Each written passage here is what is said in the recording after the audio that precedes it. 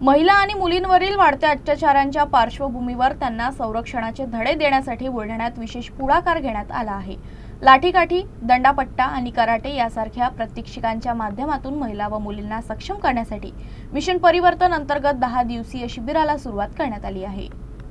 बुलढाणा जिल्हा पोलीस दल, महिला व बालकल्याण विभाग तसेच विविध सामाजिक संस्थांच्या संयुक्त विद्यमाने हा उपक्रम राबवण्यात येत आहे। बुलढाणा शहरातील म्हाडा कॉलनी परिसरात आयोजित या शिबिराचे उद्घाटन स्थानिक गुन्हे शाखेचे प्रमुख सुनील आंबुलकर यांच्या हस्ते करण्यात आलं। यावेळी तालुका महिला व बाल संरक्षण अधिकारी वसू साहेब प्रमुख पाहुणे म्हणून उपस्थित होते। जिल्हा पोलीस अधीक्षक निलेश तांबे यांच्या मार्गदर्शनाखाली हे शिबिर पार पडत आहे।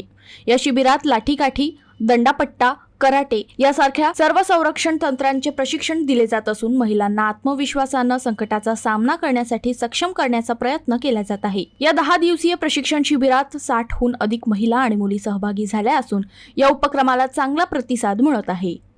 1 2 3 मागे, 1 2 3 पुढे, 2 3 मागे, 1 2 3 पुढे, 1 2 3।